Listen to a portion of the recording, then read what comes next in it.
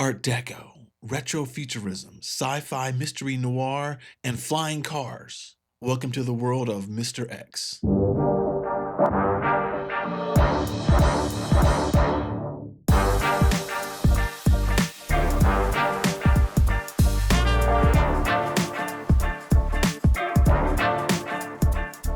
Hey everybody, welcome back to another episode of Comics Rot Your Brain, the show where screenwriters talk about the comic books that we love, mostly from the 1980s. And I'm one of your hosts, I'm Steven Bagatourian.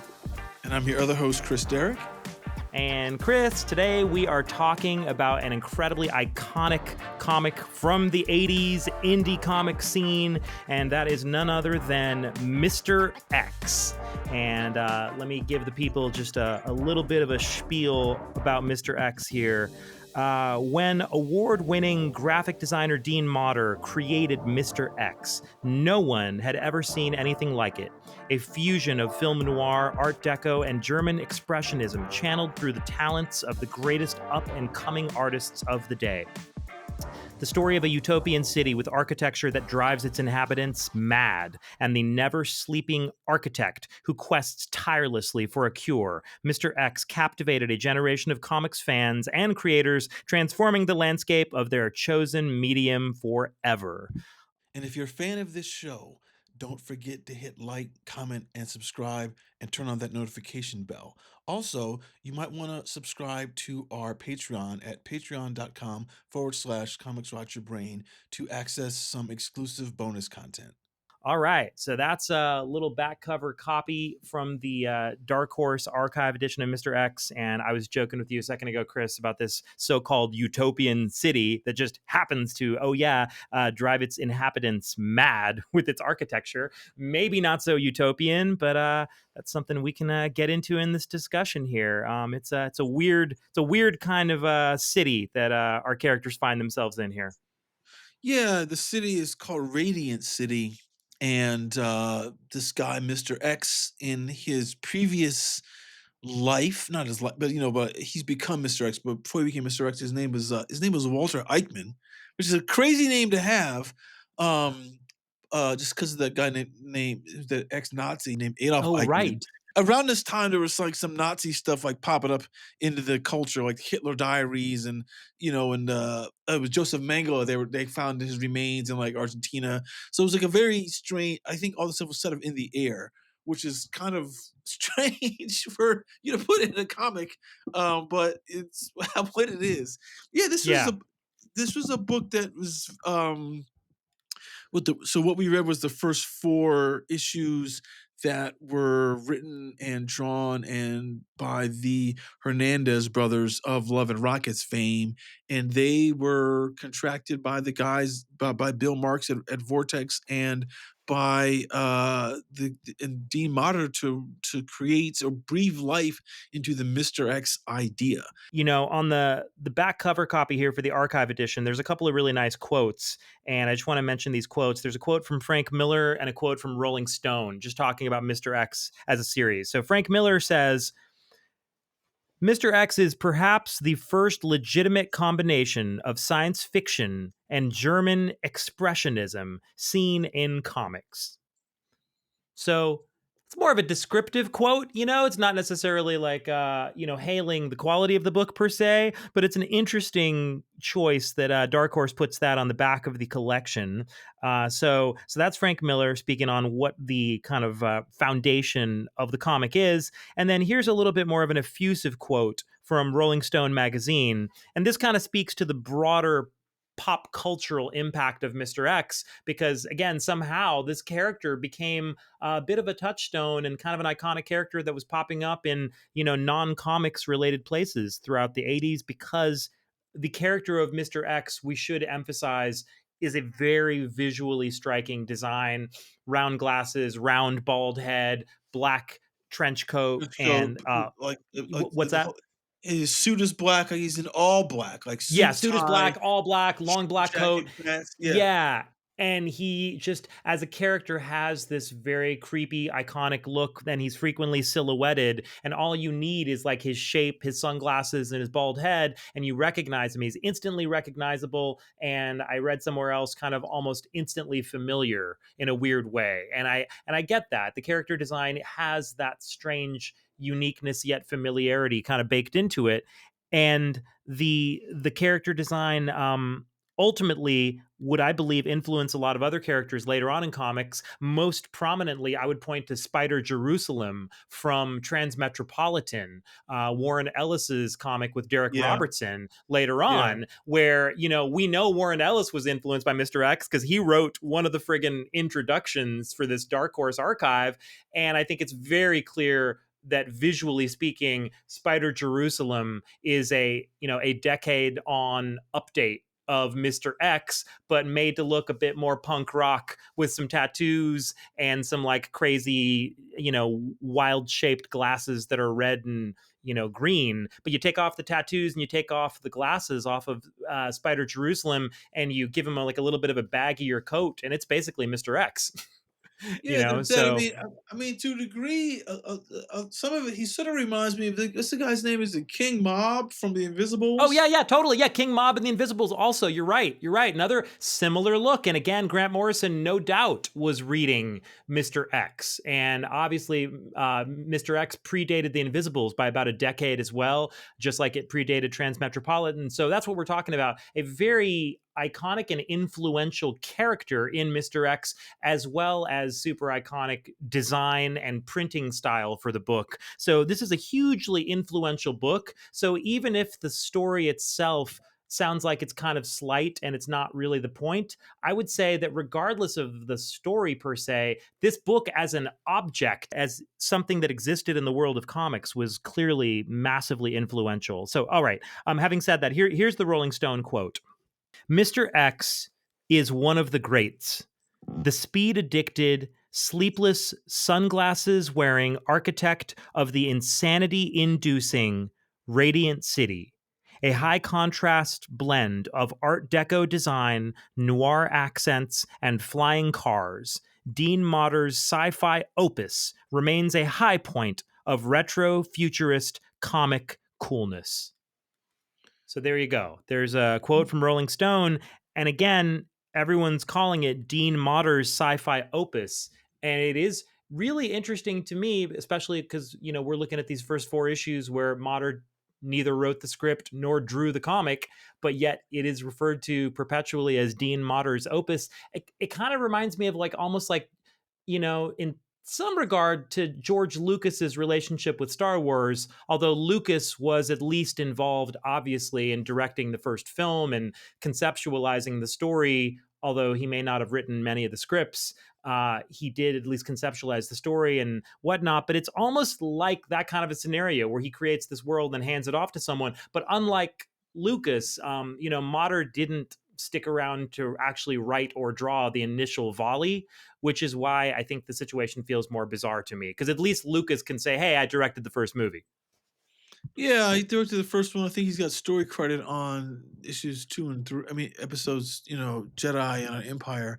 But yeah, I mean, look, what we'll never know is we'll never know what the the um what were the story sketches that Mater that he might have presented?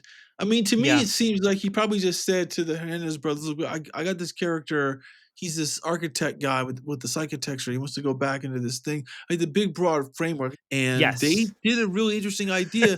It's not. It's funny. The guy it says it's like German expressionism and Art Deco. In some things I read, they were saying it was sort of like retrofuturism, and I don't know if is. I mean, Art Deco isn't really retrofuturism, right? Because when they created it, there was nothing like it. Like that was them like designing the future at the time. Like, hey, Yeah. here's what we think it's going to look like. I guess it just became that thing after the very like staid architecture that came out of the 50s and 40s. Um, but yeah, but this book, is like, here's the thing about this. So the guy, Mr. X, he was Walter Eichmann, and he worked with a guy named Myers, and they created this city, Radiant City, and it's like when I'm reading this now, and it's like these guys were making a city, like, and so in issue one, when you come into it, it's like fully fleshed out and rolling and everything like that. I'm like, how does this kind of work? But I'm thinking this was kind of crazy now. At the time, this was not going on, but it's in effect now.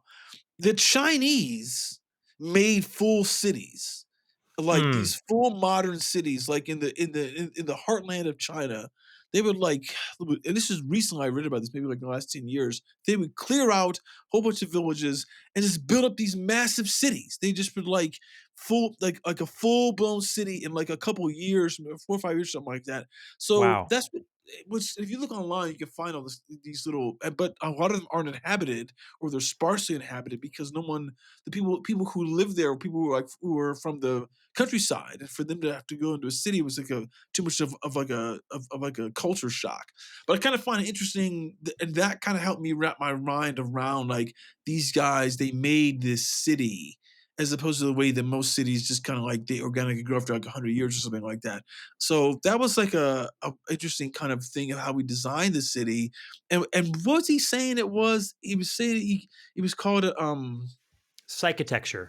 yeah, psychitecture. Yeah, it's like Mr. X, the character who will become Mr. X, who was called Walter Eichmann at that time when he was just an architect, and his partner Myers. They both had very different styles of architecture, and it seemed like Myers was kind of like the genius technical architect who knew how to like build things in a certain way where they would just like the city would function pragmatically in like the most ideal way. But it was Eichmann, the character who's going to become Mr. X, who had a different style of architecture that was more what he called psychitecture, like psyche, like your psyche texture. And he was able to build buildings and structures that had a certain impact on the psyche of the inhabitants, and he was trying to find like the perfect ratio of like, you know, sizes and shapes and whatever that would allow people to feel at their best. But then when the project ended up running into some hiccups and Eichmann was called away from it and it had to be finished without him,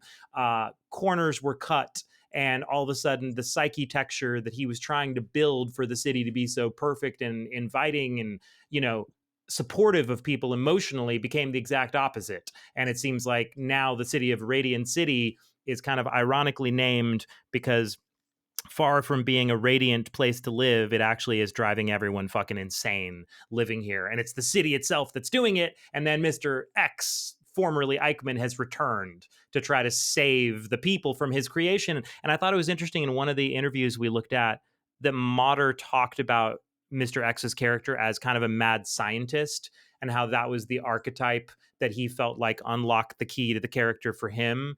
That it was more, he was a mad scientist, just as much or more so than being an architect. And he was like Dr. Frankenstein who had unleashed the city upon all the people. And now he was returning to try to rescue them from the monster he created, the monster being the city. So it's an interesting kind of stew of stuff here. Like Frankenstein meets like Ayn Rand and like the story of an architect, you know, and like sort of like how Ayn Rand, of course, famously wrote The Fountainhead, and she had her story of an architect, but in a very different way. But it's like that mashed up with Frankenstein, with kind of like this Fritz Lang metropolis, you know, yeah, German expressionism, retro future art deco vibe, as you say. So it's quite a heady stew of elements that are being thrown into the pot here by Motter and the Hernandezes.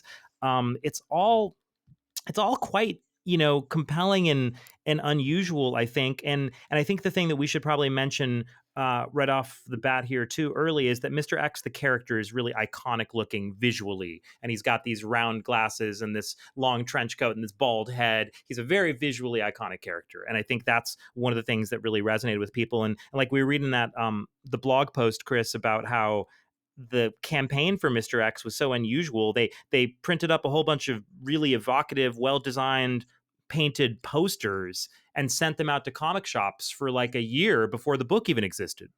Yeah, it's funny. Which It's funny that they were saying that like, hey, we have this idea, and what's his name? Paul Rivoche did these designs, and they didn't have a book yet. I was right, like, yeah, so what? weird.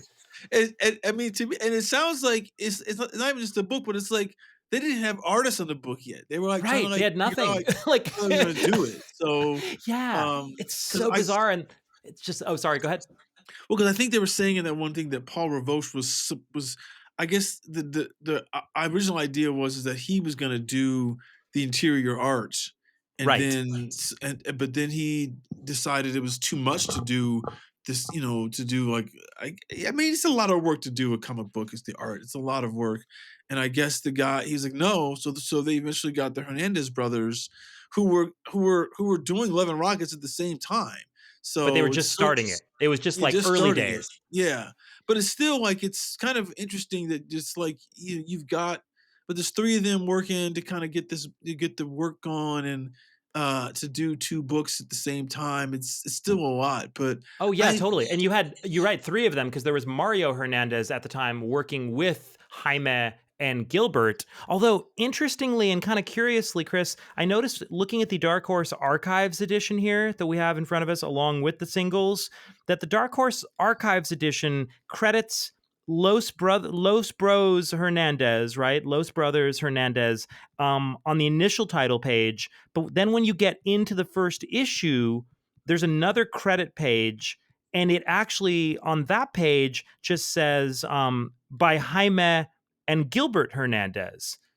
And that's weird because like suddenly in this archive edition, they're not mentioning Mario by name anymore, even though Mario was credited in the initial issues as being like the co-scripter or something. And so I don't know what oh happened there. oh I thought it was the Jaime was the writer and that Gilbert and Mario did the art. No, no, But no. Jaime did the art. yeah, Jaime did the art, and then Mario supposedly was co-scripting. At least that's what Dean Motter said in one of the because I was reading the singles, and Dean Motter I think even apologized. I think in one of the text pages to issue 2 for neglecting to credit Mario as co-scripter with Gilbert. But then when they do the archive years later, they neglect to credit Mario again by name. So I don't know what the deal is. It kind of points to the bizarre relationship though that it appears that Dean Motter kind of had with a lot of the collaborators here, because it just there were so many artists on this book, and it seems like a bit of a controversial backstory, which we don't need to get into because there was a lot of drama that happened after these first 4 issues, and that's all we cover because all we read is the first 4 issues. But there were a lot of artists that came and went on this book, including, like you said, Chris, Paul Rivoche designed the initial posters that were sent out and drew and painted the original posters that were sent out to comic shops. And then the Hernandez brothers, Gilbert, Jaime, Mario, worked on the first 4 issues. And then Seth, the cartoonist Seth, who would go on to become quite famous later, but early in his career, he came on and took over here as well. And that was right after a brief interlude where Ty Templeton and Klaus Schoenfield took over for a couple issues. And then you had Seth and then other artists later. But the weird backdrop for all this, which we had been talking about earlier too, Chris, is just the idea that Dean Motter is credited and credits himself as the quote unquote creator of Mr. X, which is a really curious credit to take in the world of comic books when you're not actually writing or drawing any of the comics. And I know he said that Gilbert had worked off of the script, or no, Gilbert and Mario, I suppose, had worked off of Motter's story ideas. I think he said yeah. that somewhere in the letter column for the first few issues. But even still, Motter didn't write the scripts and he didn't draw any of the issues, but yet he's the creator, quote unquote, of Mr. X, and he owns the property apparently. So, it's none of my business what Dean Motter's business dealings are, but that's just kind of a unique situation in the world of comics. You don't see that in indie comics very Well, often, that no, you someone don't. is I mean, credited like that as a creator. Like, how do you create a comic book character without writing or drawing a comic? It's just a weird thing. yeah, I mean, but it sort of reminds me of Alien Legion because Carl Potts is like he owns the copyright to that, right? Yeah, I guess you're right. That's And another similar situation in a certain sense. I hadn't thought about that. he, from what I could tell, came up with the idea, came up with the characters, and then he got, like Alan and Frank to execute it. Right. Zelenitz So and Sirocco. Yeah. yeah, right. So it's sort of like it's a similar thing, but Yeah, I guess you're right.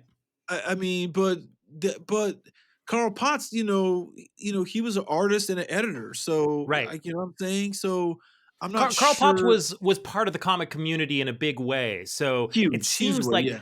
yeah, it seems like that relationship, at least from the outside, seems like maybe it was more amiable or affable, or at the very least, there were not problems on Alien Legion with the writers and artists getting paid, because they were getting paid, via Marvel and Epic, and you had a big company bankrolling it. Where with Mister X, unfortunately, there was a lot of financial drama behind the scenes, where the Hernandez is eventually leaving the book, and disputes over the fact that they had not been paid a significant amount of money by the publisher Vortex.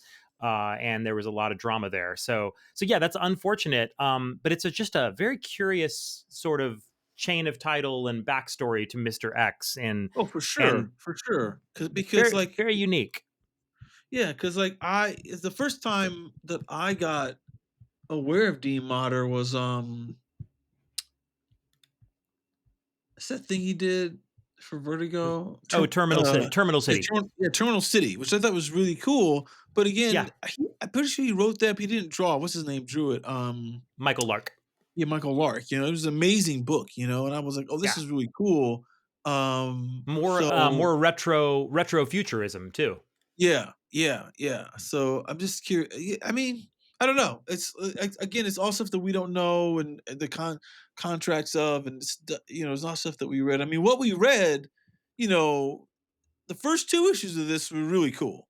I Oh thought, yeah. Oh, agreed. Oh, 100%. And they look unique as hell. I mean, the drawing by Jaime and just the artwork and the color looks terrific. But I should say, I do want us to give Dean Motter some credit for the design, because he was a professional graphic designer of some note at the time, and he was designing major album covers. And I do believe that what he did with the design on Mister X was revolutionary for comics. I mean, the book looks cool as fuck and really, really ahead of its time.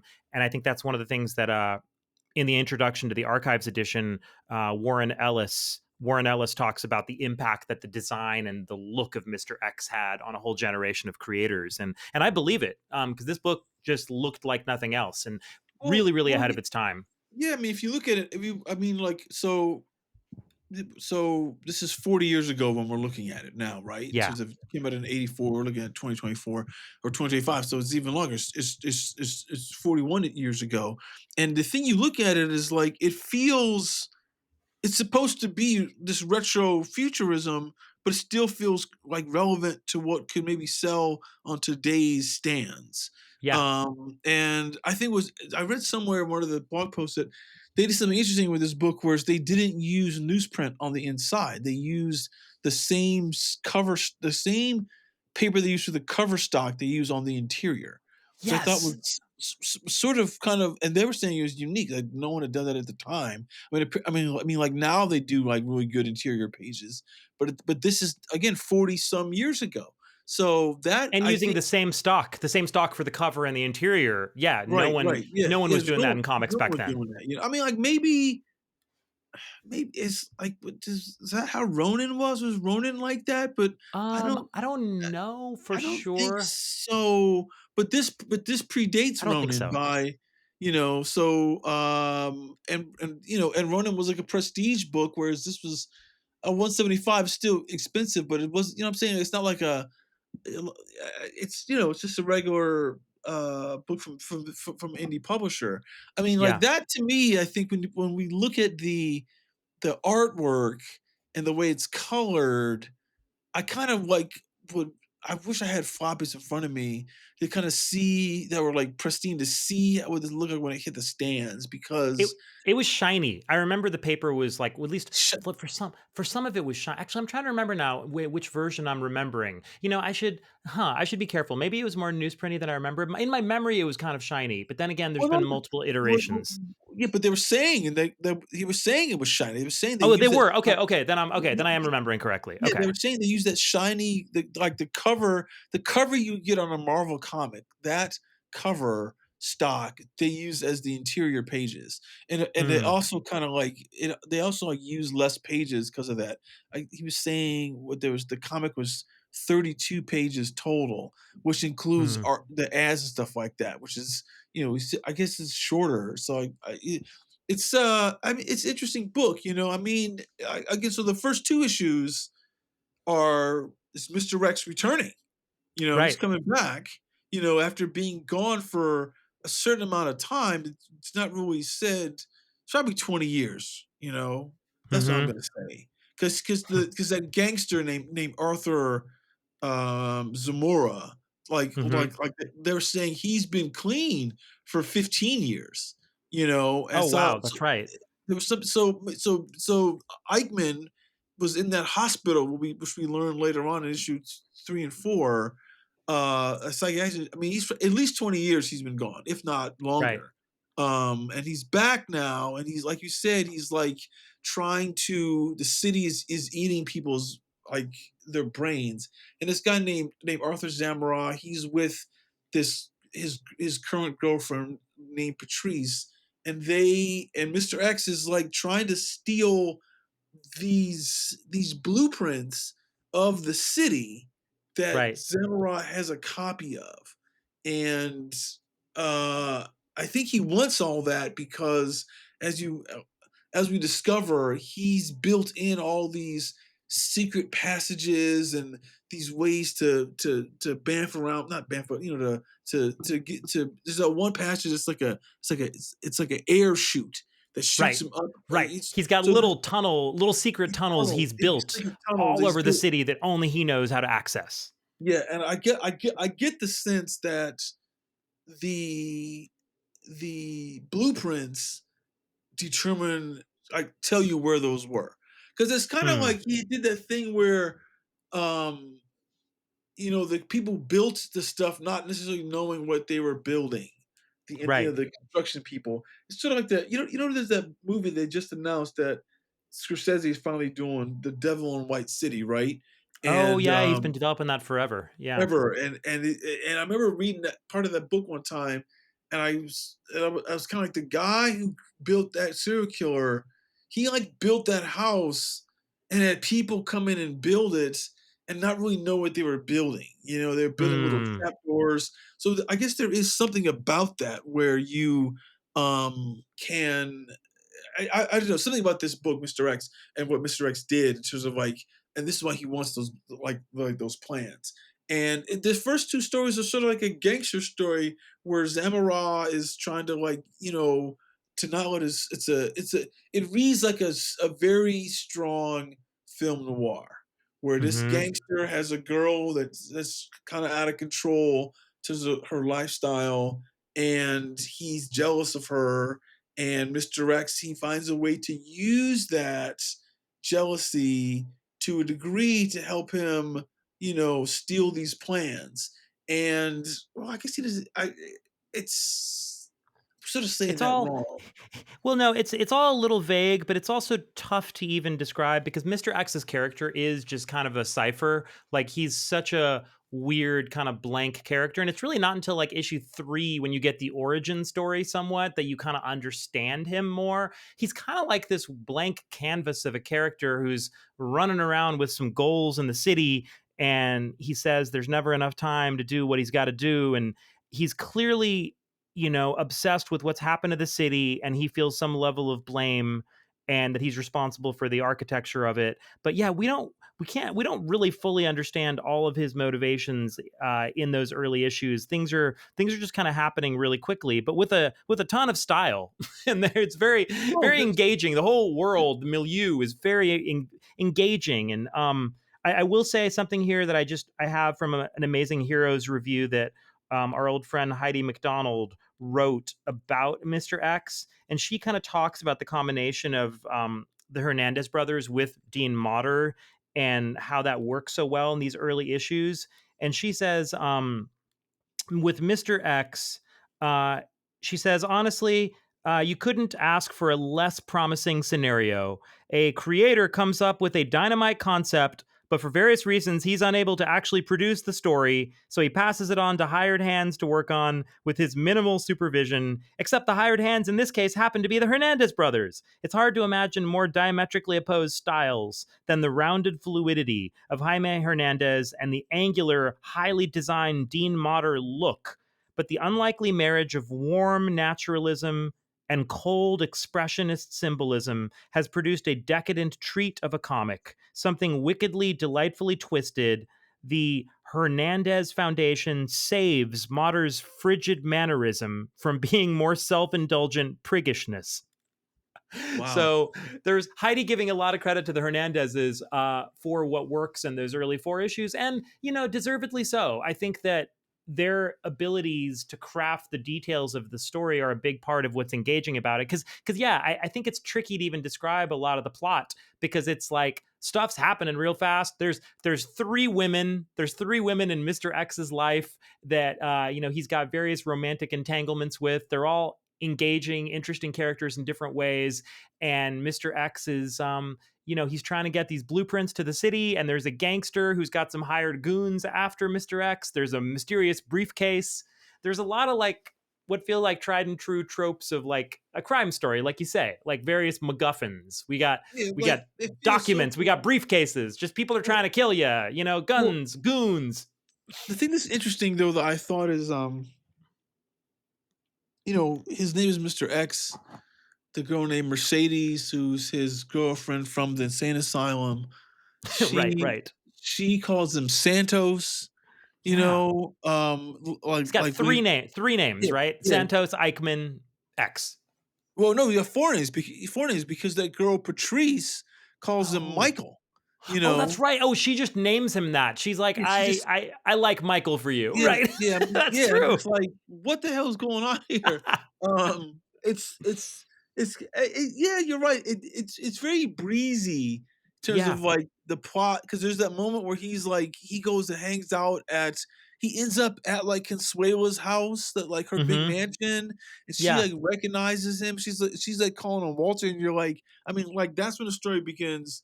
To me, it's interesting because that's when the story starts injecting mystery into the character conflict as opposed to the plot conflict. Because the plot conflict is, hey, I want to steal these blueprints, but then it's like, oh, this woman who's now like a big part of high society, she knows him, and you're like, well, she knows him how? Right. Like what's all this about? And because he's been gone, he's like I said, at least 20 years, and now she's like got this kind of like, this. It feels like a party for Marion Davies type of thing. We're just hanging out. There's a lot going on in this. In the first 2 issues that are like atmospheric in a way, and we talked about this briefly earlier about how like Hernandez brothers, they left after issue 4 because they weren't getting paid, and they did do this thing where in issues 3 and 4 they kind of like explain the whole history of Mr. X, like his origin. And there was someone who was complaining, maybe in the blog post, maybe it was in one of the letter columns, that they were like, it could have taken you 20 issues to drip this out. But those guys are like, well, since we're off the book, we might as well explain how we see his origin, because I don't know how you guys are going to do this once we're gone, Yeah, I think you're totally right. And I guess they originally had a contract to do 6 issues, or that was the plan. They were going to do 6. And it kind of feels like that in issues 3 and 4, like you're saying. It feels like they're cramming in everything they can, like to make those the last 2 issues, kind of, extra, because they have a lot more stuff they wanted to get out for the story. They weren't getting paid. I mean, there's a story that they weren't getting paid. There's a story in there where they were withholding art pages for issues 3 and 4 till they got paid on issues, until they were getting paid. So it was like they weren't getting any money. And that's, I don't know if I want to say they're being vindictive by revealing what, in all intents and purposes, most comics would not tell you the origin of the main character that soon. They just wouldn't do that. Well, it makes for a jam-packed issue 3. It almost like, it feels like, wow, issue 3 is a whirlwind. And it is like some fascinating details thrown in there. But it feels rather abrupt. But apparently, this was a common thing with Vortex Comics behind the scenes, because Paul Rivoche, the initial artist, also refused to keep working on Mr. X because he hadn't been paid and he had his own issue. He had to settle with the publisher. So that was one of the things plaguing the publication schedule and just the history of Mr. X. There were a lot of problems going on behind the scenes. And, it's amazing, though, because it does not really fully detract from these first four issues that we read, because if we did not know any of that, I think what you're left with is a rather engaging, fun, very like sprightly confection of like a dark, weird collision of German expressionism and sci-fi and crime tropes. Like we say, it's a cool stew of stuff, and it reads really quickly and fun. And the Hernandez style of approaching it, like Jaime's art in particular, has got a breeziness to it that's just an interesting juxtaposition with the darkness of the city and the architecture and everyone going crazy. Because then when characters get into a fight, we go into like full on almost like comic strip mode, where like when Eichmann gets into a fight in issue 3 with his architecture buddy Myers, they get Yeah. into a fight in like an old school comic strip kind of like fighting dust cloud, like as Yeah. if we're Yeah. reading like Beetle Bailey or something all of a Yeah. sudden, because Jaime's got that style where he's drawing on Hank Ketchum and Dennis the Menace and Charles Schultz and Peanuts, and he's drawing from his comic strip influences, and you see him kind of reach into that bag, which is not something a lot of artists would do with this material. So it's a really No, no. fascinating collision of elements there. The Hernandezes, like Heidi said, I think they bring a lot of warmth and a lot of humanity to these early issues. Yeah, that's a good point because, like you said, the story is pretty dark and sinister, and it feels like it's Metropolis, Fritz Lang, or some Murnau work. But it's like, but there's I think is it maybe page 6 or 7 in the first issue? I don't know where it is. Like it's the page where they're chasing him with the briefcase, right? Mm-hmm. And it's a top of the page. It's like the two guys are in the background, they're in silhouette. He's running across this wall with a briefcase, and his big shadow was cast up against the wall. It's Oh this yeah. huge kind of like, but it's got a light kind of like Charles Fleischer type of like cartoon when he did like Superman kind of stuff, Hmm. like the feel to it. So the artwork kind of keeps it from being cynical the way Yeah. that a lot of film noir stuff is really cynical. And I think that's kind of it's a cool touch. And I think also what they do well with the women is the women are kind of fleshed out in a way where they're not these like gangster malls and and these tough cookies and stuff like that. They got a lot of humanity and depth to the way that they're written, and Yes, they do. they're not written necessarily as like like foils to Mr. X. They all kind of revolve around him as they're all like a woman that he loves now, a woman that he loves in the past, and a woman who wants to love him. Right. So it's kind of interesting, but they don't feel like they don't have their own motivations or their own kind of issues, particularly the girl Mercedes. When you find out later on Yes. that like her parent, this was this is a really weird detail, right? Her parents her parents confined her to a mental institution because Yes. they were doing too many drugs and they didn't want her Yeah. around. And I was like, Yeah. that's That pretty was a cool. crazy backstory for her. And that character really represents a lot of goodness in a way, because she has a really almost like innocent love for Mr. X, who she happened to meet when he was in the insane asylum, and or the mental institution. And yeah, that's a really cool detail for that character's backstory. And you're right, Chris, like the women characters, they are in a certain way more fleshed out than you'd expect. You could say like, oh, there's some gangster tropes and some what could be seen as misogynist tropes of like, oh, the gangsters mall, and the pretty girl here and the pretty girl there or whatever. But I think within those archetypes in this kind of story, they are actually fairly nuanced characters with a lot of agency. So yeah, they're not simple characters, and I think obviously with the Hernandez brothers, they're known for Yeah, crafting they're never gonna be. multi-dimensional Well, women characters. I think the woman Patrice, who was the girlfriend in the beginning of the gangster named Arnold, right? There's that part in the second issue when she's upset at him for having his goons follow her.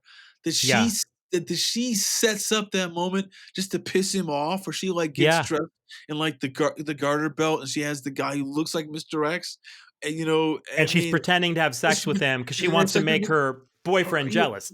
yeah, I mean, but she's that's again where it's like a lot, in the film noir things, like the women they would get, they were more like these, they were just like sex pots, like these, as they call them, I always call them doll face. It was like, yo, just a pretty girl, you're not really involved in, and like they're that, or they're like the femme fatale, where they're really just like these scheming, plotting women.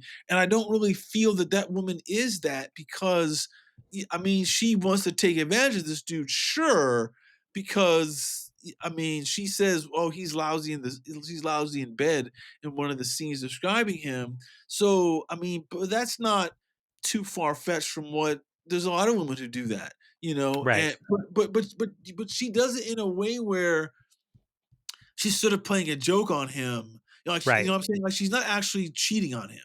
She's like pretending to cheat on him just to get a rise out of him. Well, yeah, and then But she ends up getting some other guy shot. like, yeah, yeah, Yeah, because he doesn't realize you're fucking with the former gangster, and even though he runs nightclubs now, he still has that. He's still from the streets. yeah. He's still. I love that scene where he like, there's a little flashback where he stumbles in on them, and the next panel down is a little flashback of all his times where he's like shot people. Oh, And yeah, right. next thing you know, he pulls out a gun and is shooting at them. I was like, oh yeah, you like took something that you didn't realize, like you turned the beast out in a way Yeah, that yeah, you yeah. didn't realize. You woke that guy. You woke up that old gangster part of this dude. Yeah, Yeah, because you thought he was just a nice guy that you could kind of like manipulate. But it's like, it's funny because he's not being manipulated in a way where he's dumb.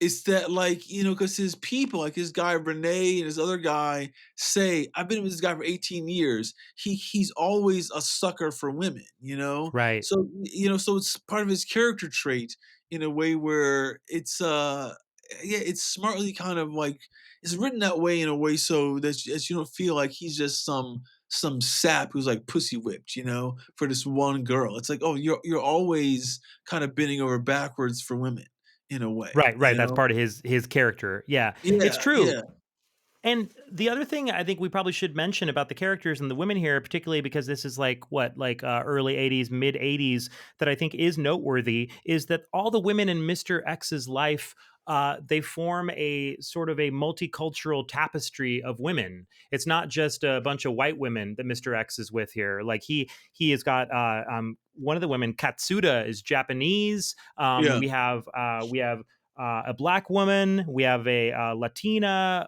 There's Consuela, the Patrice. Mr. X. He has all types of women in his life, and that is, I think, another really cool thing about this series that's worth remarking upon.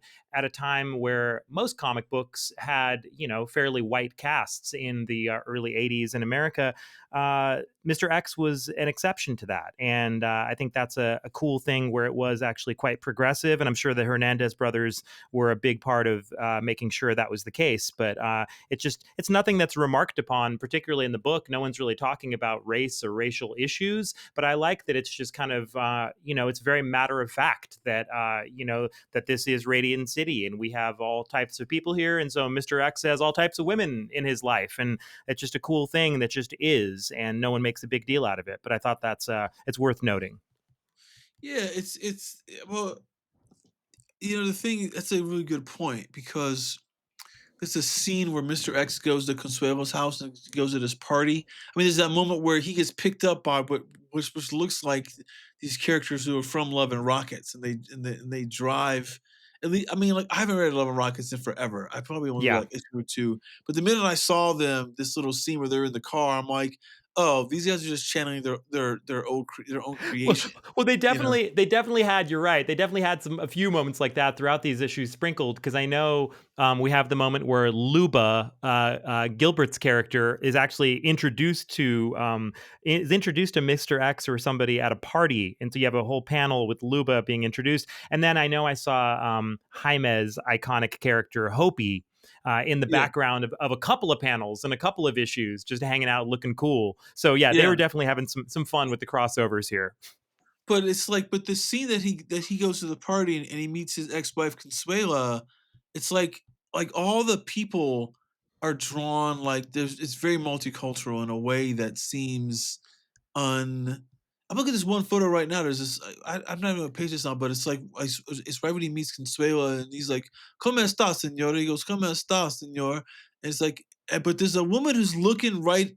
She's looking directly at the camera, but her eyes are kind of to the left. She's Yeah. got those little teardrop tattoos on there, right there. I'm like, what? Yeah. I'm like, what are you doing, man? You're like Yeah. doing a lot. So, it's there's a lot that he does here to give it this, and it's a scene like I don't want to say elite, but it's like artists are hanging out, and Yeah. and it really feels that way that I definitely like a lot. Yeah, yeah. Oh, no, it's such a vibe. The whole city's a vibe. The crew of people that we're seeing everywhere is unique and well thought out. Like there's just so much attention to detail and care that is put into this, which is all the more shocking when you realize kind of the conflict going on behind the scenes. So props to the Hernandez brothers for still really delivering with a ton of professionalism and class. Just terrific work here. And when you consider they weren't getting paid, and they were still like really knocking it out of the park here. I mean, it's really solid work. And I should also say we should give special note to the coloring, because there's terrific colors on this. Initially, the first issue was Paul Rivoche, and then Klaus Schoenfield takes over and he does some coloring after that. And I think the coloring is really impressive. Just really well considered, and not super dark and cliche the way you might expect it to be if you hear, oh, this is like German expressionist. It's got a lot of muted colors, and the whole thing you'll see in the video for this episode. There's just a lot of just really lovely cartooning and really vibrant panels amidst the darkness and the insanity of the city. There is darkness, but there's also a lot of well chosen color. It's a beautiful palette throughout the series. I think the color is really impressive. Yeah, I think it's also like you're saying, the palette. It's not dark. It's just that at times they'll throw a splash of like something really black, like on the Hmm. last page of issue one. After Mister X has lost that briefcase, it's this page is to be continued. And like you said, it's like the palette is muted. It's Yeah. mainly a blue sky with this. The building is yellow, but there's that black corner of it. It's like a really black corner, and it kind of goes, Mm-hmm. "Oh, wow," like, I mean, and they do that like, he uses silhouette a lot in a way in this that's really strong. It's not the way Mike Mignola uses black, but he uses black, and obviously, Mr. X, he wears black, but he uses black in a way that, um it's not necessarily for shadow, it's for shape. It's for what I'm Right. saying? Like, Right. it's really to, like, kinda carve something out? Yes. I mean, there is some silhouette, but it's I mean, yeah, the book is colored very well. Um, yeah, it's like we were saying early on, like, the design of it is really ahead of its time. Yeah. It's so Visually smartly done, and when you read it, beautiful. it's beautiful. The art is so flowing, like we've been saying. Again, on the second to last page, the second to last page, there's this really cool shot where he's escaped. Part when he goes in the bathroom with Patrice, and then the fight comes in, and then he jumps out the window. You Yeah. know, so there's this Right. on Right. we'll put this in the video, but in the top left of that page, where she's leaning out the window, right, and she's Hmm. calling after him. When you look at him, he's running away in silhouette. It's that blue sky that sort of gets a little lighter at the bottom, and then it turns into that it's the yellow, right? And it's like, Mm. oh, it's a really interesting touch to add that, because I think it's not at sunsets. Was that the is that the back of is that issue 1 or issue 2 that you see that Issue one panel? is issue one. It's issue one. It's Issue the 1, okay, okay, cool. Well, yeah. It's the that's a great point, and to piggyback on that, that coloring is done by Paul Rivoche, who was the colorist and the letterer for the first 2 issues, so I feel like we probably should speak a little bit more about Paul Rivoche's, contribution, because he was the artist who created those 4 initial posters we mentioned that were so evocative and striking that they got everyone interested in the character of Mr. X and made Mr. X an iconic presence in, comics and even somewhat larger pop culture and music culture at the time. Mr. X became a very iconic presence that people were seeing all over, and the character design was really resonating with people. That was Paul Rivoche doing those posters, and then it's also Paul Rivoche coloring and lettering these first 2 issues, as well as doing, I think he did some of the cover paintings maybe for issue 2 and some of the other issues. So he was also a significant part of the visual team yeah. that created this Mr. X world. So I just want to make sure we mention Paul Rivoche's name a bit more here, because he does leave after issue 2, but he was obviously, along with the Hernandez brothers, they were the visual foundation of Mr. X. Was Paul Rivoche and the Hernandezes. I mean, they built Radiant City and the visuals in a way that was so striking in those early issues and the posters, that I think that was obviously the blueprint everyone followed. But yeah, just terrific work. And I actually even really like Paul Rivoche's lettering, for what it's worth. Those first 2 issues, the lettering looks enormously charming. Of course, it's hand done. And I really had assumed that it was Jaime doing the lettering, because the lettering seemed to match the artwork so well to my eye that I just thought, oh, this is charming. It's Jaime lettering it himself. And I was surprised to see it was Paul Rivoche. But yeah, it's really fun, really charming, and very organic looking in a way that, again, is a great counterpoint with the more futuristic city. Yeah, I can't say enough things about how good this book looks visually. It really is a treat. Just super fun, charming book to look at. And man, just what a beautiful package. And the design of the whole thing, again, props to Dean Motter for that. But the lettering, the fonts, and the letter column, just it's a lovely package. So for all the drama going on behind the scenes, they were delivering a hell of a lovely package. And based on some of the complaints in the letter column, they were missing their schedule consistently. So it wasn't coming out on a regular basis. I think they were not keeping up that monthly schedule. But when it did come out, obviously it was going to be one of the most striking books on the stands at this yeah, time in the 80s, whenever it did drop. yeah. I'm curious to know, like, we know this book came out in '84, but like, I mean, it obviously wasn't coming out consecutive months. But was it like was it 1 in February, then 2 like in April, and then 3 like That's a in good. It's a good question. The Heidi MacDonald review in Amazing Heroes was when Mr. X had been out for 2 years, and she mentioned in her review that we've only gotten 9 issues in 2 years. So that see sounds like it's almost bi-monthly ish, maybe almost well quarterly to bi-monthly. quarterly, yeah, because the behind the scene thing, what we were sort of hinting at a little bit is that from what I read is that the Hernandez brothers, they needed the money. So they agreed to do this book, supposed to do 6 issues, but they agreed not to get paid until issues 1 and 2 were delivered. So it feels like, and they're supposed to get paid around almost like $18,000 in '84 money, which is maybe, and they split it 3 ways. I don't know what I that think is it was today. eight. I think it was 8,000.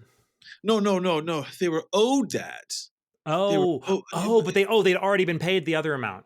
yeah, yeah, yeah. There was something about, they said that that they were paid 9,000 and they were still owed 8,000, That's and what it and was. Oh and and, shit. and that's why they were like holding off on giving the pages for issues 3 and 4, because they were like, we'll do those first 2 issues, but then you got to pay us, and then they got a half of it, but they also were saying they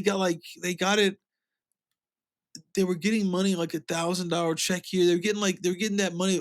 I'm not even sure if they got that full 9,000 at once. If it all came sort of piecemeal. And I think, for them, it's like they signed a bad deal to do the first 2 issues for they get paid. But the thing is, those first 2 issues were great, and then everything started going crazy for them. And then I think that's why issues 3 and 4 are good, but like we said, like they wrap up the story in a way that could have taken 2 or 3 years to like to unravel Yeah. some of that, you know? And I Yeah, think it all it happens I in a hurry. I think that, yeah, that Gilbert and Mario were like, "Yeah, man, fuck this, man. Let's just like just end this story and get our money and roll." And they also Yeah, and if their yeah, deal was for 6 issues and they left at 4, they were like, "Yeah, we're totally out. Peace. right. Here's your story. We're done," you know? Yeah.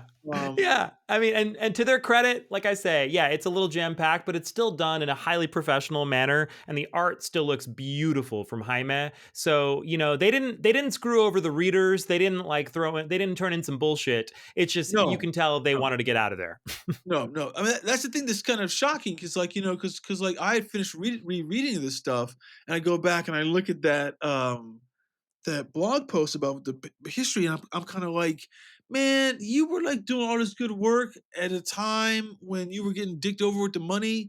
Like, it Yeah. makes you really, really respect them as professionals. In terms Yes. of like, some shenanigans were obviously paid with not turning in pages till they got money, but that's like because you owe us.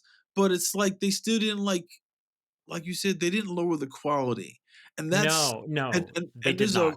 there's a hard amount of, like, cognitive dissonance that they're fighting off, you know, Oh, like, yeah. Oh my internally, gosh, big time. because it's so easy to say, "Oh, you're fucking me my money, I'm not gonna give you good work," Oh yeah, and you Chris, you know? and I, It's you and I can true. relate. You and I can relate to this because we've worked on jobs ourselves as writers where we knew we were getting screwed over, or we knew there was, like you say, shenanigans or some kind of politics going on where someone tells you you're about to be fired or you're not getting paid what you thought you were getting paid, but by the way, turn in that draft.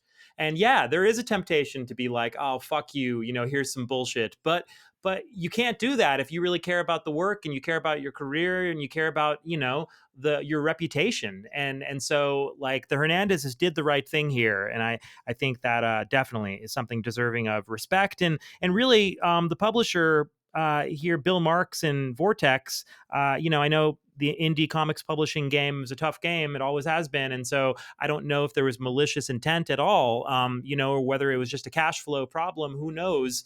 I really have no clue. But it's unfortunate when you have artists the caliber of the Hernandez brothers helping you launch a new book. I mean, these guys are, once in a lifetime talents, as we would, see on Love and Rockets as they would go on to become, legends in the comics business. And obviously it's all for the best that they went off and did just Love and Rockets. But man, if you're gonna stiff somebody on payment, if you're gonna not pay somebody, for God's sake, don't let it be the freaking The Hernandez Hernandez brothers. brothers. It's Well like that's crazy. It's like well, not paying Alan Moore. It's like not paying one of the all-time greats. It's like you guys are so lucky to have the Hernandezes building this sci-fi world with you. Like, dude, do what you got to do, but get them paid. Honor the contract. here's the thing, right? So in terms of what happened, they were saying is the guy Bill Marks, he was saying that 2 or 3 different comic distributors went bankrupt, Right. Okay. Well, that makes sense. you Those are know, and extenuating circumstances. like he said, like Pacific, companies I didn't even heard of, they went bankrupt, and therefore that cut out his money, and therefore he didn't have any money to pay these people. The thing that made the Hernandez brothers mad and some other people was I'm getting so much gossip, but it's like um the Was this the Italy thing? You mentioned that no, that no, story there's about that. the luggage. I'll get to that in a second. No, but the thing is that he had he had a graphic design company as well that was actually doing financially well. Well, you're talking about Motter now, though, not No, Marx. no, no, no, no. This is Marx. Marx had a graphic design company himself too. Yes, he did. That was doing Oh, really, really well, and he's doing comics as like as another oh, business. And he was saying, I'm not going to mix the cash flow. I'm not going to have the.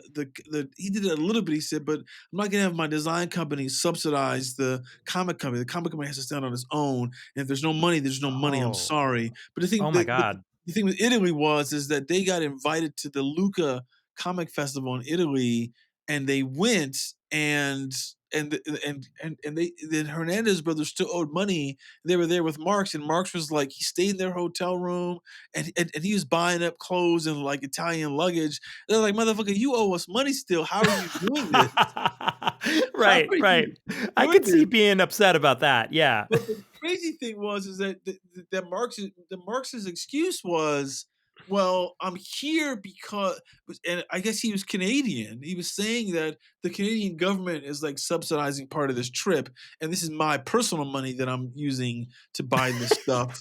But Oh it's like, man.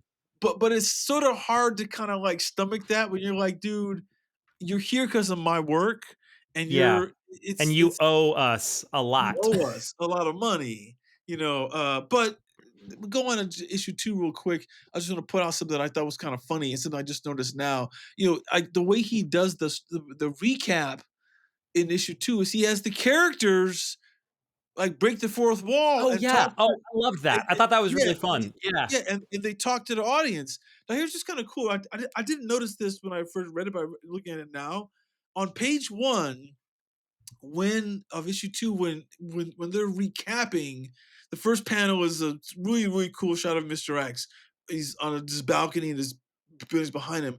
The bottom 3 panels is of the guy named Zamora. He's explaining it. But if you look at panels 2 and look at panels like 2 and 3 of the bottom 3, Mr. X is like there in the background, right? Like you Oh look yeah, at he's just hanging out. he's hanging out there, and he's hanging out upside down in panel Right. 2, and in panel 3 he's upside down too, and he's running across I, that doorway I in the I love background. that. I love that. And it's Jaime, I like, noticed that. Jaime has Mr. X popping up upside down, like looking in the window at Zamora's place and just kind of like upside down, like he's almost like an insect. He's like crawling up the side of these buildings. Buildings he designed, mind you. But it is yeah, a really funny it's thing. crazy. Yeah. It's It's very crazy, playful. I'm glad you pointed that out. It's super playful. And I think that's one of the things that Jaime really brought to this visually. That again, it's so unexpected with the darkness of the story. Like you could imagine Chris getting the scripts for the story, not thinking they were going to translate with this much charm, because No, like it's like, no. the characters are very lively because it's Jaime Hernandez. And it's just, yeah, it is really so much fun, man. It's like, it's super like weirdly fun. The one thing we didn't say up front, what we could say is that Mr. X, he wears the sunglasses because he takes a drug that so that he doesn't need to sleep. And Oh, there's a that's right. moment in Yes, yes. there's a moment in the story you find out that he hasn't slept in like 70 weeks or something like that. Yeah, It was yeah, it was some crazy thing, and like he makes him really hungry, and obviously he wears yeah, the sunglasses because there's something wrong with his eyes. And in the yeah. first 4 episodes, we never get a look of his face without the sunglasses to know what his But eyes look when the like. gangsters take off his glasses when they capture him at one point, they're like, "Oh my god!" and they react terribly, and they're like, "Ah, put him back on, put him back on." And it's clear that like his eyes must look hideous, but that also is a great parallel with that really sweet moment with Mercedes, which I think was at the In end of issue issue 4. 2. Yeah, I think 4. it was the end of issue 2, or was it 2 or 4? It was like at the end of one of the issues, where she says, "Take your glasses off." And they're alone together, and he takes them off, and you're expecting her to have that same reaction kind of that the gangsters did, and she looks at his face and she gets like the sweetest smile on her face, and she like touches his cheek, and you can tell she really loves him. And I thought that was a really nice little grace note. Oh, that's actually in the issue 2 Yeah, at that's what I the end. thought. It was Like, end of yeah, 2. but there's another moment like that in issue 4. Mm. I can't remember what it is. I guess we'll get to it. No, no, There's it's like a okay. moment. It's good. There's good storytelling though. It's a lot of callbacks like that where they're setting these things up and then kind of paying them off, or referring like the Mr. X being constantly starving thing you mentioned. Like it's a funny little thing where we constantly see Mr. X going to like a hot dog stand where he's like, "I got to go get the gangsters, but first I I gotta need eat. yeah, I got to eat." And the guy's like, "What do you want, a dozen hot dogs again?" He's like, "I want 2 dozen." Yeah. And he's eating like a crazy person because he needs it for energy cuz he's never sleeping. Well, it's sort of interesting. It's like I wonder if what's his name read this, uh, Bill Messner Loebs, because when Wally West becomes the Flash after Crisis, and he's depowered, he no longer has like that speed to go against the Speed Force. He just can run. He's more like Quicksilver. he's got to eat all the time to kind of like That's right. feed Yes. his Oh, yeah. the hyped up metabolism in a way that Barry Allen and the early Wild West didn't have to worry about. It's interesting sort of like trait to add to somebody. Yeah. Um, yeah, it's cool. I mean, the second issue again is more of this. We kind of talked about about this a little bit, just of what happens character wise. Like they get the briefcase, which was nothing. We didn't really talk about what the briefcase is, but there's this. But Mercedes is like hanging out. She works at a nightclub, and it feels like she's in this little cat suit thing that feels like it's from like the Cotton Club era. You Yeah, know, yeah. like there's a lot of like fun juxtapositions in, and these gangsters all sort of, now that I think about it now, like these gangsters sort of feel like Dick Tracy villains, in a sense. Mhm. I They mean, like do kinda. You're right. they're not that kind of kooky like Hammerhead and stuff like that and Big Boy Caprice, but they do feel that way. Here's something interesting I want you to take a look at. Page 6. Okay, Mhm. there's two things he does. There's one on In page issue 2? it's issue 2. On page 3, he does this, but it's really, really on page 6. On issue 3, first panel is you're outside of the nightclub, right? Mhm. And there's this woman who's like walking into the streets and she's like crying. It's just like Mm. mascara is coming out of her face, And it's like, Oh, oh, yeah. it's just someone who's going crazy. Like he kind of Yes. adds people insane, but then it's even worse on page 6.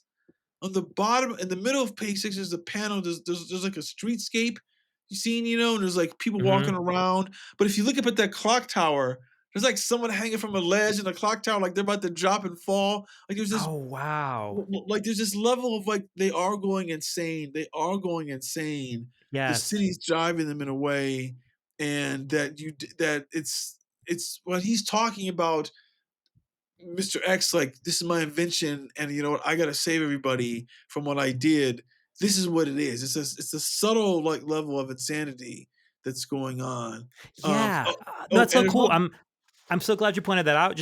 But that the idea of the stuff going on in the background, you're reminding me that I remember reading an interview with Jaime Hernandez in the Comics Journal years ago, where he talked about how that was one of his favorite things, I believe, in Archie comics when he was a kid, and seeing Dan DiCarlo drawing Archie comics, where there would always be something happening in the background of the panel, and like you'd see like Archie and Veronica on the beach or something, but behind them you'd see some other character like Jughead or Moose, like stealing a hamburger from some kid on the beach, or you would have like a little story going on in the background of the panel. So I feel like that's something that Jaime really kind of brings to this with some of those things you're talking about. Like you've got what would be just like an atmospheric panel for someone else. He's giving you a little more story there too. Yeah, because he's trying to add to what's going on in the scene. There's something else he did that's kind of cool on page 6. Is that page 6 or no, page 8? Page 8 in the last panel when Patrice is like, "This motherfucker's got people following me. It's my birthday. What's going on?" It is in that building. There's like a Mhm. crash, like is an airship crash in that Oh building at the yeah, top. I was looking at You know, that. Like I had to like really squint and look closely at that. I was trying to figure out what the hell that was, but yeah, it does look like something crashed into the building there. yeah, and it's like, oh, like again, they're adding this subtle touches of craziness, Yeah. throughout in terms of what the city's trying to do. And then these other people are trying to like get some information about like the blueprints. And this is Mhm. when you and this is where and this one guy, I guess he works at the archives, is like, yeah, I mean, like you have the blueprints, sir. There's nothing I can find on them. This is when you first hear about the name Eichmann. We first hear that his name is Eichmann, and then Right. this guy, what's his name? This guy Perkins, he calls Katsuda, on the phone, Mm. and Katsuda, when we first meet Katsuda and she's there with Mr. X, I thought that was a man at first. I just thought that was an Asian man, Right. because Just the way Katsuda was drawn. yeah, I mean, and obviously he's drawing a lesbian in a way because it's he's again he like we said earlier about the level of the demographics that he's drawing, like and it's so casual that he's drawn this woman this way, and you find out later on when you see her when she's younger, the way her hair is cut, you're like, oh, that's a woman, like, oh, like I didn't know that, you know. Mhm. but it's, I mean, and he calls no attention to it, No, you no, and know? that's one of the things that makes it feel so cool is that you've got just a multiplicity of people and, various races and sexualities just kind of blending in this book, and it's treated as like, what it is, what it ought to be treated as, just like perfectly normal, but it's very much worth remarking on that this is not the way most comics were populated back then. It Yeah. certainly was not. So very progressive, very ahead of its time, visually. And I think we have Jaime and Gilbert and Mario probably in large part to thank for that. I would imagine. But yeah, it is just so cool. It's like, I mean, it's really a visual feast for all these reasons. There's just so much going on to look at, and yeah, I had a lot of fun reading this.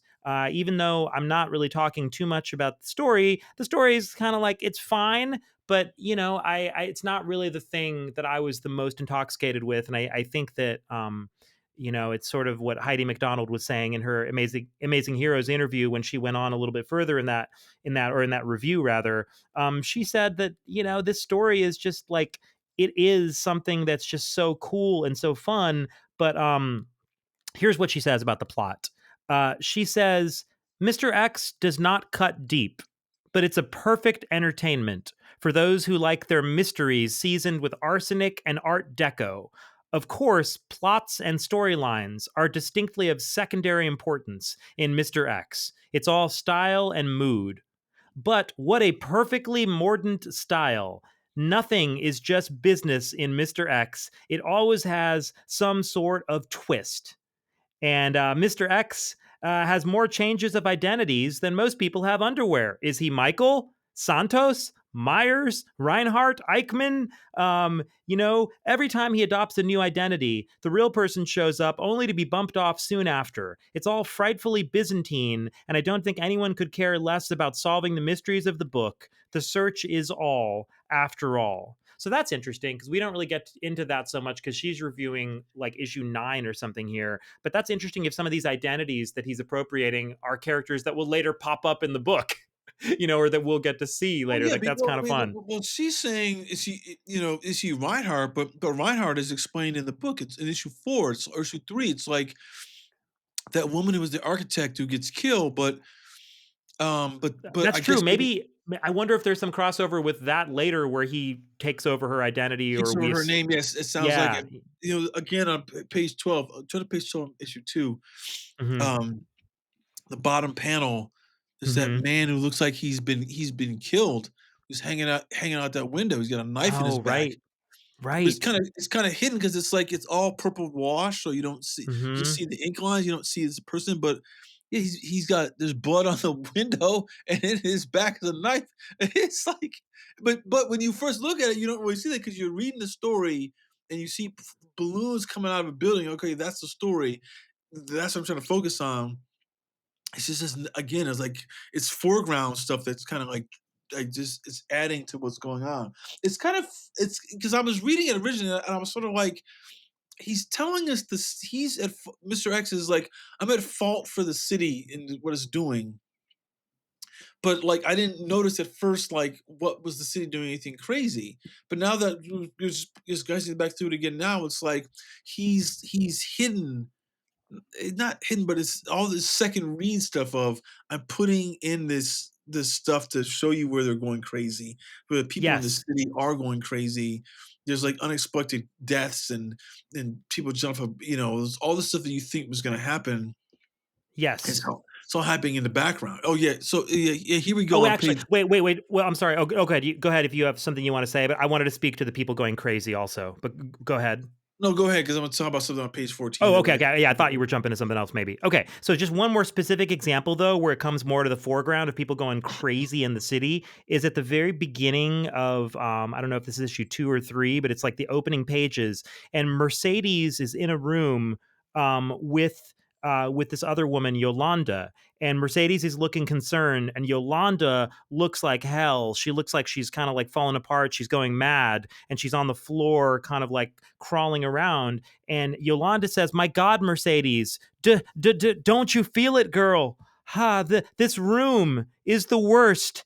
It's the very shape of it. It's all wrong. all wrong for people. It crushes it. This city was not meant for people.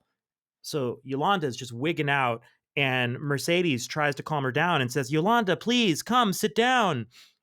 No, it doesn't help, you know. No matter where you sit, no matter where you stand, there's no escape, no place to hide.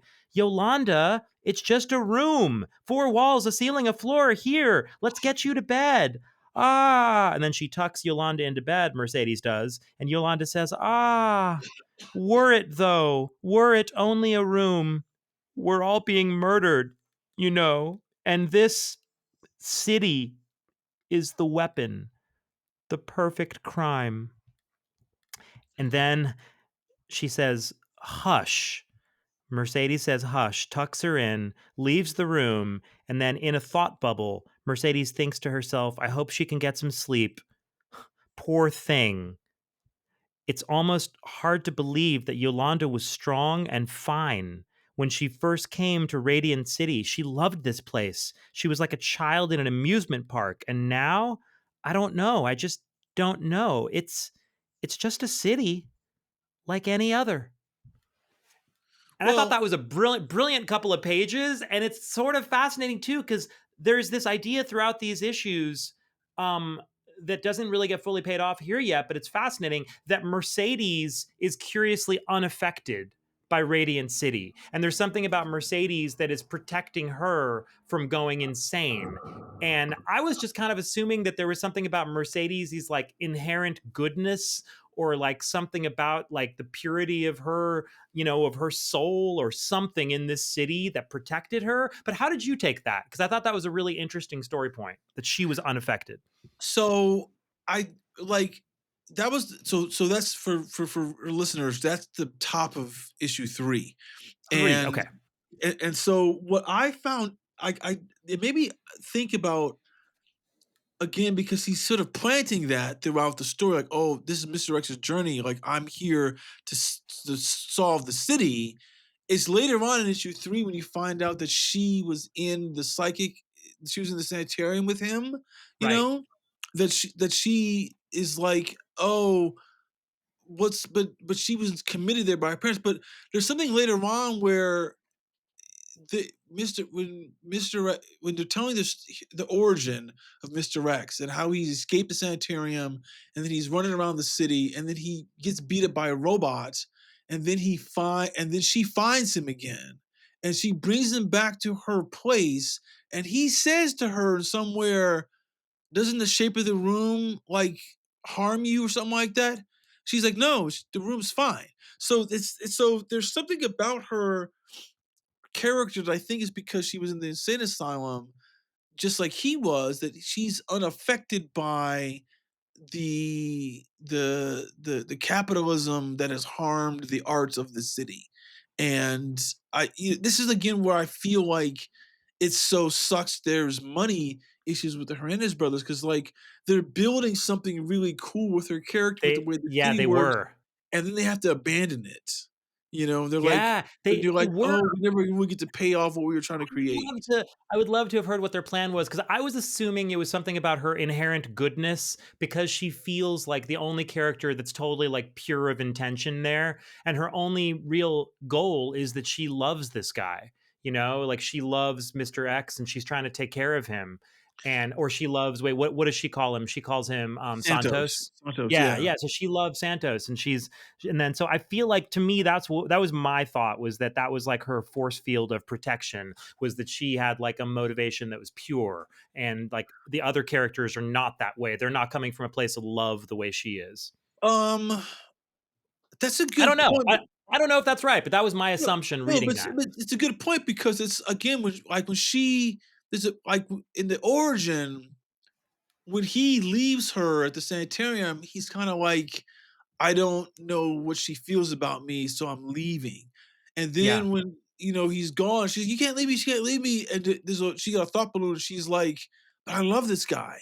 Now Yeah. it's interesting to bring this up, because maybe her purity and her pureness of heart is why she can stomach looking at him when the glasses come off at the end of Yeah, issue yeah. 2. I think, You well, I know? think it's that, but I think it's also, I mean, really just she loves him, like, and I Yeah. think that just took that, like, on the face of it, just like, someone can have a fucked up scar on their face, but if it's like the person you love, it doesn't matter if everyone else is horrified. If it's like some, awful looking, scar that everyone else is like, but like, if you love that person, they look beautiful to you. So I think, again, it points to like this, just the wonderful character work of the Hernandezes and how they just infused so much warmth into this, concept that could have easily been, as Heidi MacDonald said, like too chilly and too frigid.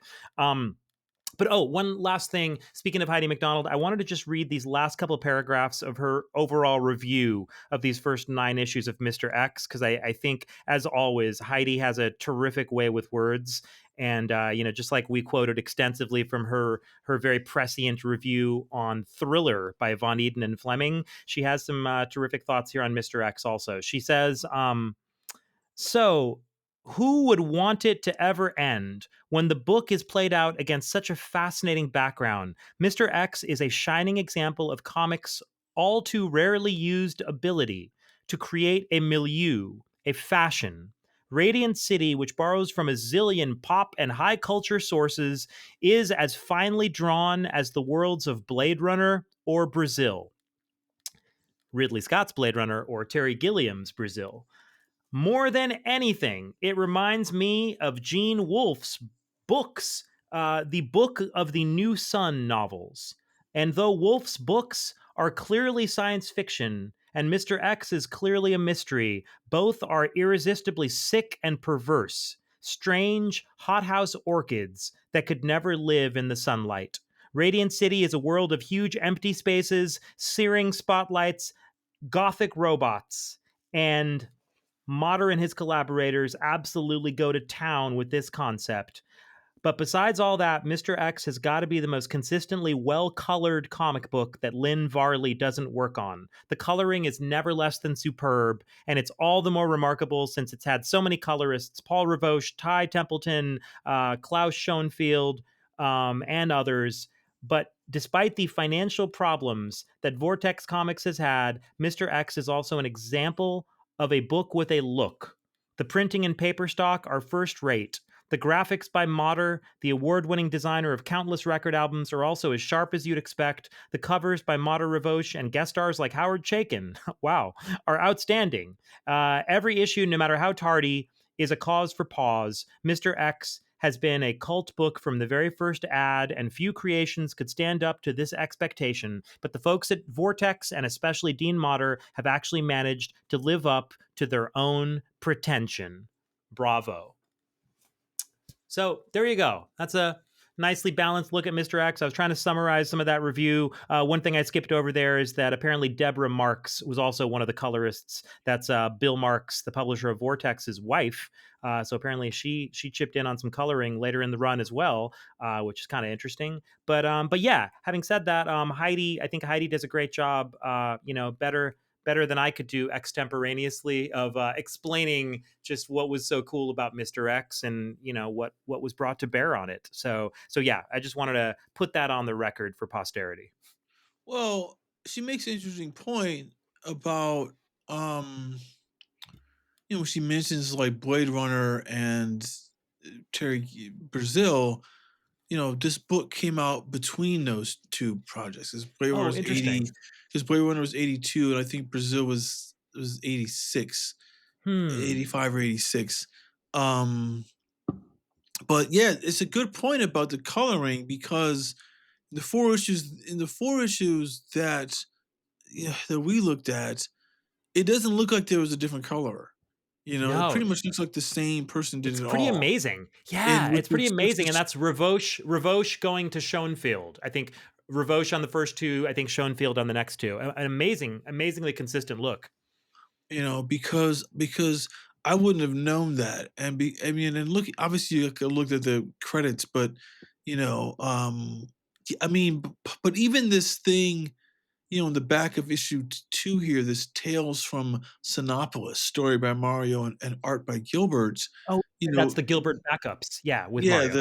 the coloring in that is still super strong, still, so I'm not sure who is coloring this, but, It's a good question. It's a good question. And Heidi mentions Ty Templeton as a colorist, but in fact, Ty Templeton was lettering a couple of the issues that we read, and it was Klaus Schoenfield coloring them. So I don't know if that's a typo or a mistake from Heidi, or but she neglected to give Klaus Schoenfield credit there, and she should have. But yeah, maybe Ty Templeton colors some later issues in the run. I'm not sure, but I guess the point being, there was a lot of hands on deck for this series, and it was musical chairs on the creative team. It seemed like every other issue. yeah, which is sort of, I mean, well, I guess the first wish is this all Jaime and Gilbert and Mario, right? The main thrust of it, because it's very consistent with what it's doing in terms of tone and style of storytelling. The first so this whole thing we just finished up with talking about issue 2, the end, with and you start talking about issue 3 with the scene with Right. the girl who's going crazy in the city. um the thing is that, like, again, we sort of talked about it in issues 3 and 4. They kind of wrap up everything that these guys were saying. I mean, there was some sort of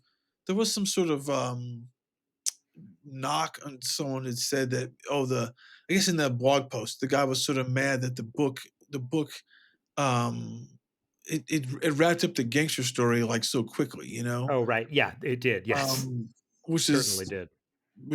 oh yeah, sure it is, um but I think, but they do the thing where, who was saying it's a mad scientist, or someone who said Oh, that. that was Dean Motter.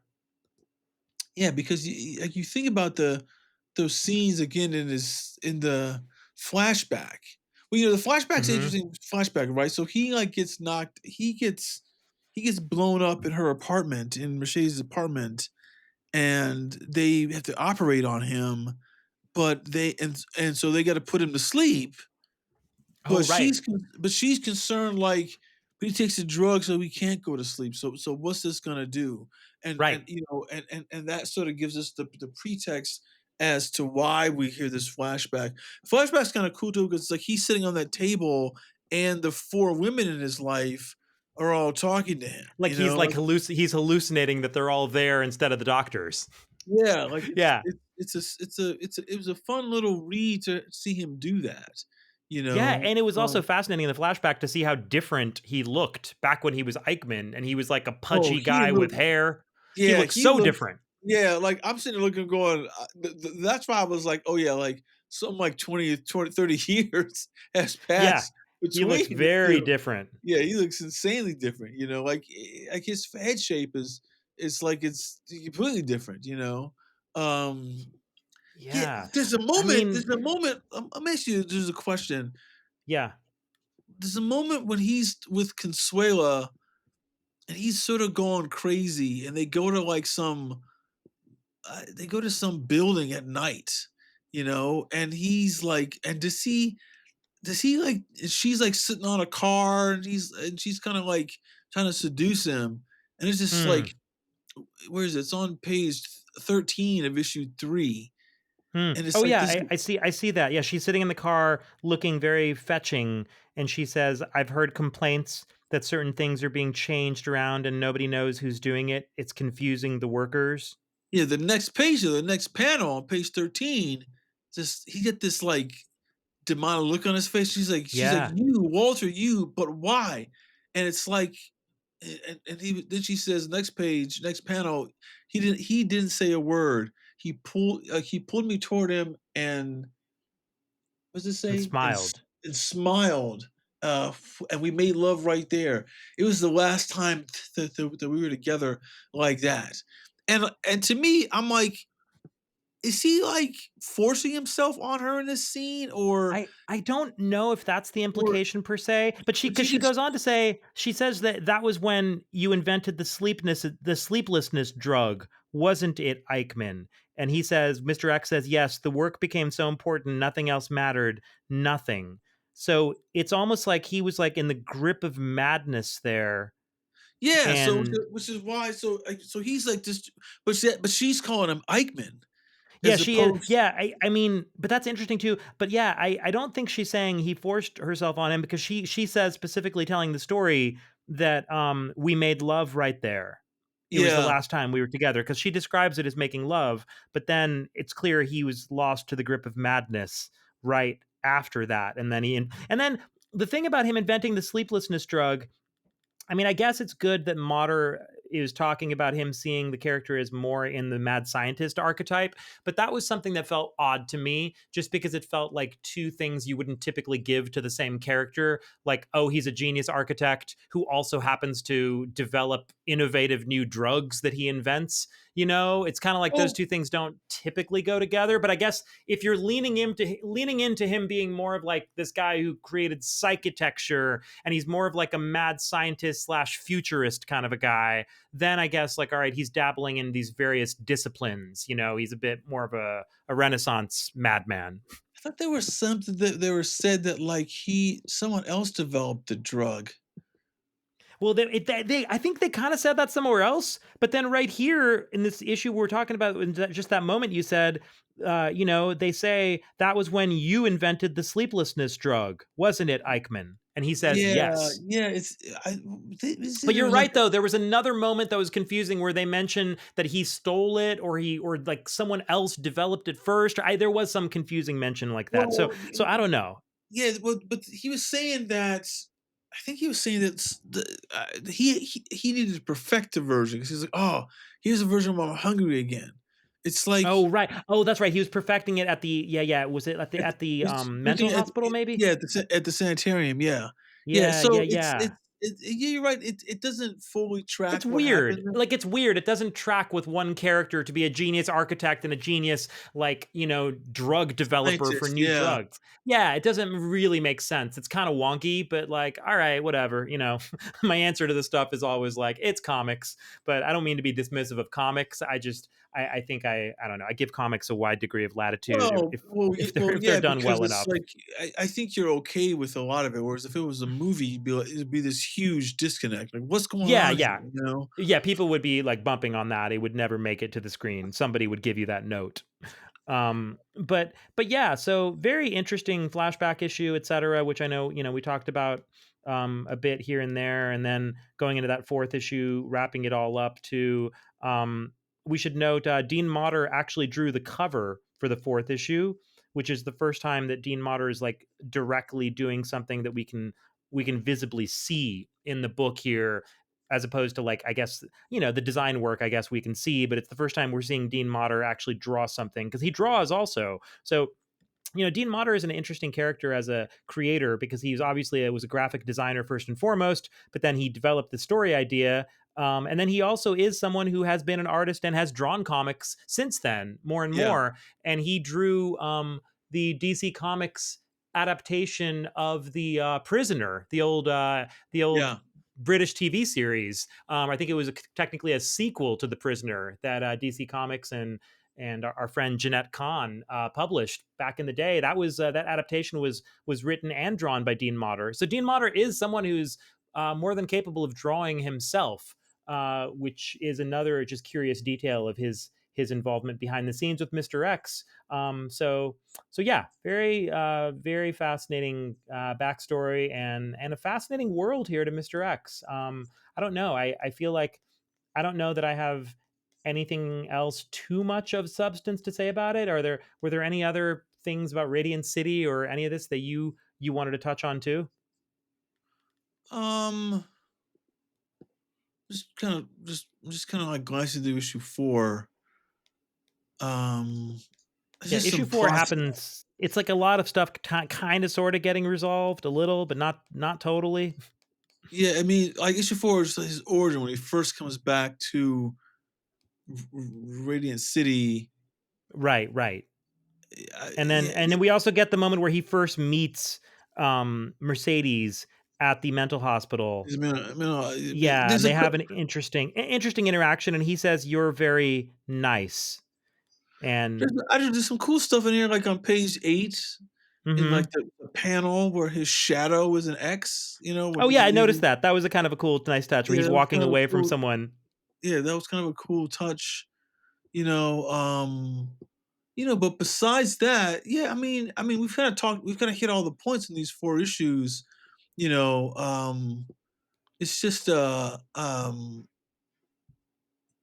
yeah, I think we've hit all the points on what they're I think we talking about. have. I mean, there's a lot of charming stuff here, but it's stuff we've covered. Like Mr. X gets beat up by a robot, and he's got like little stars coming out of his head. He looks like, again, looks like a panel out of like Dennis the Menace or something. It gets so comic strippy and charming in moments. It's just it's a wild combination of stuff. But yeah, I mean, issue 4 is like maybe not the most engaging of all of these issues, but it's a lot of stuff kind of flying by pretty quickly. Well, because like this kind of wrap up. It's stuff that's Yeah. sort of like it's stuff that's sort of. I mean, like the minute he comes back to the city, it almost seems like they could have started the whole series this way, but he Yes. doesn't. Um, yeah, there's it's yeah. I mean, I'm very curious. I just I feel sort of cheated that the Hernandez brothers didn't get Yes. just like the thing is that when I'm looking at it as a reader first time, thinking about it, I'm like, oh, this is kind of cool. I'm thinking something's going to happen in issues like, 5 and 6. But then you read it, it's like, they didn't get to handle like 3, 4, or even anything with 5 and 6 in a way that could have been, like a fully realized story and their vision of what this retro future was supposed to look like. Um, Yeah.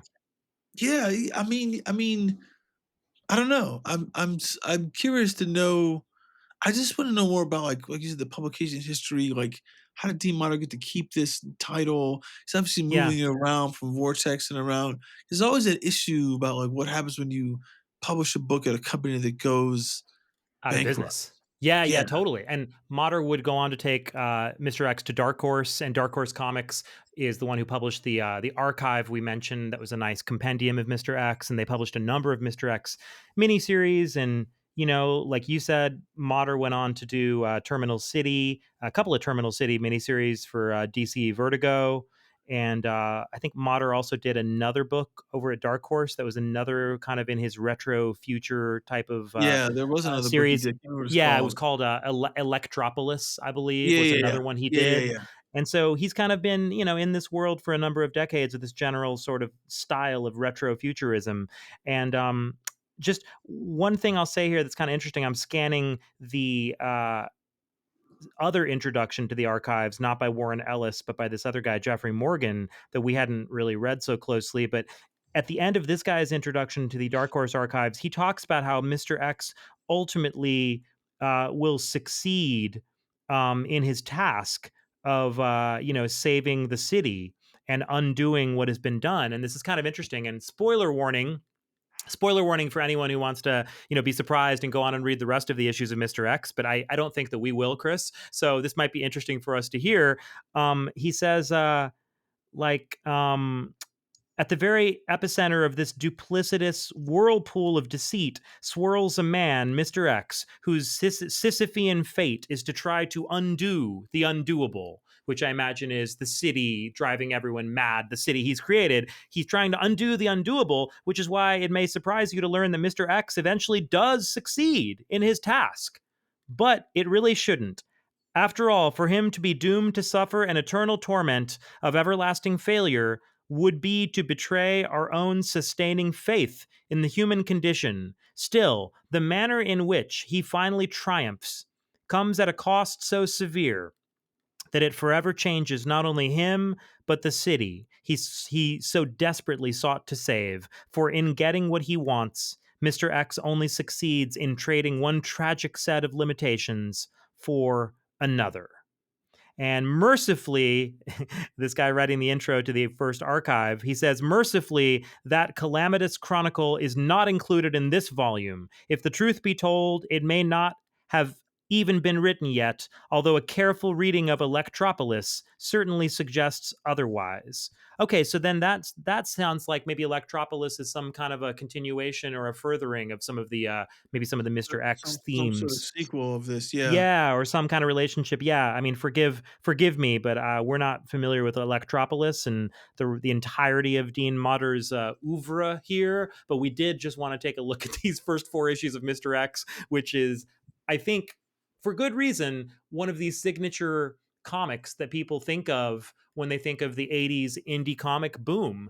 Yeah. And visually, it is so striking, and for all the reasons we described, I think it deserves its status, and it was clearly influential. I think I saw that Brian Michael Bendis, wrote another one of the intros for the Yeah, he volume. So did. you Yeah. had a lot of heavy hitters, your Bendises, your Warren Ellises, writing the intros, and obviously, and just in a huge Well, way, also, there was a big impact. but also in the archive, there's like a little 4 or 5 page story that begins that Dave McKean did. Oh You yeah, know, that's right. Yeah. There's the Dave McKean story, and then we had artists like I think Sienkiewicz and Chaikin and Mike Kaluta contributing to the Mr. X mythos. So yeah, clearly this story and this character were very visually appealing and just appealing in general. The world was appealing for other artists to want to come play in the sandbox, yeah. and See, you could see why. you know what? I'll say this in closing for me. The movie Megalopolis, right? The Oh Francis, sure, Francis, Coppola, Francis yeah. Coppola thing. It feels like it may even be inspired by this because it's about an architect Hmm. who is trying to change what's happening in that city by building some new stuff, and he feels that current stuff that's in play is not helpful. It's That's interesting. fascinating. It's interesting. I mean, Coppola spent 40 years trying to get that script right, and You saw Megalopolis, right? I I have did not see it. seen it. I did see Yeah, it. I yeah. did see it. It's like a fascinating. I won't recommend it to anyone, but if you do see it, I say that because it's like it's frustrating. Like it's not Yeah. a bad movie. It's just frustrating because you're just kind of like, oh, you had probably a 7-hour story here that you tried to film and then cut down to 3 hours, and it like doesn't have. It's just not coherent enough. Some really cool Right. stuff. And there's a great performance by Aubrey Plaza, something that like I would never expected her to do. It's just really, really good.